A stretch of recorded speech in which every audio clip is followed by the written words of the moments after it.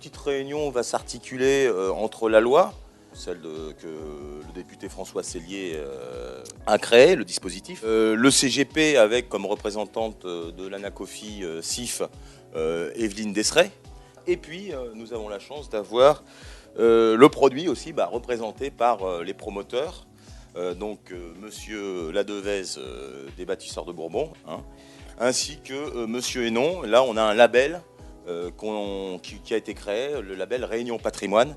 Donc je laisse la parole à Dominique Donorana d'Investissement Conseil. Merci. Là, on est en 2011, donc on est charnière au milieu de votre dispositif, de celui que vous avez créé.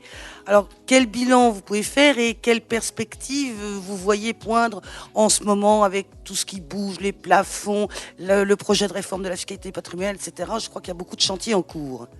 Et dans ce rapport, on a proposé un certain nombre de choses, dont certaines ont été retenues.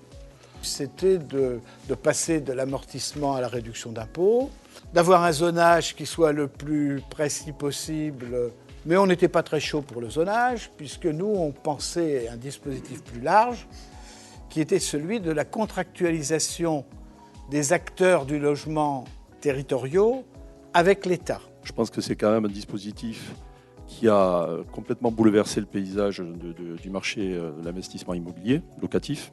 Et je suis ravi de vous entendre dire que c'est un dispositif, en tout cas que ce principe de la réduction d'impôts est efficace et qu'il ne coûte rien à l'État. Ce dispositif, à l'époque, a été mis en place. C'est un levier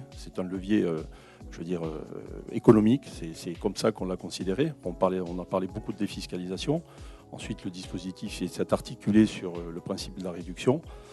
Avec beaucoup de détermination, nous avons obtenu un cellier d'hommes qui, aujourd'hui, je pense, satisfait tous les professionnels de notre département et, je l'espère, de l'outre-mer. La Réunion a un parc immobilier qui est strictement semblable à celui de la métropole. 19% de logements sociaux, 27% de logements locatifs libres, le reste en accession.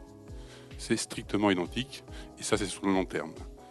Et donc 27% par rapport à 19%, ça montre bien l'importance les besoins du logement locatif privé, dans lequel on remarquera que suivant les régions, ça c'est variable, mais à La Réunion, 70% des gens ont droit à la location logement dans le parc privé.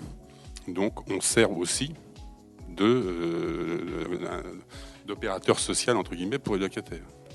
Donc ça, ce sont des ordres de grandeur qu'il faut absolument avoir en tête quand on parle du logement locatif. On entend que la Sellier peut déraper. Je trouve que c'est une des plus belles lois qui a été mise sur le marché. S'il y a des dérapages, c'est bien parce qu'il y a une certaine presse qui s'y intéresse, mais cette loi, en tout cas, a favorisé un marché économique à plusieurs niveaux. Que ce soit les professionnels du bâtiment, que ce soit les agents immobiliers, que ce soit les CGP ou que ce soit aussi les épargnants qui ont vraiment trouvé leur compte à travers cette loi.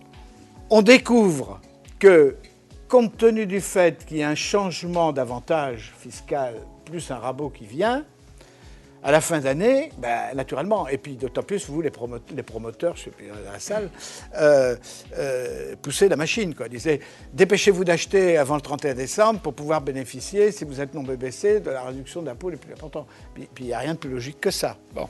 Alors ça poussait.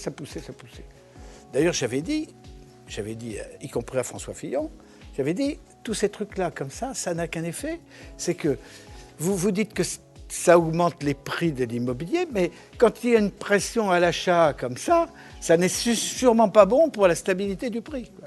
Et c'est à partir de là que j'étais amené à déposer un amendement pour modifier le régime européen de la façon dont il aboutit, avec 25% de réduction sur 300 000 investissements. Puis après, il y a eu l'extension outre-mer qui a été faite dans le cadre de la loi Gégaud.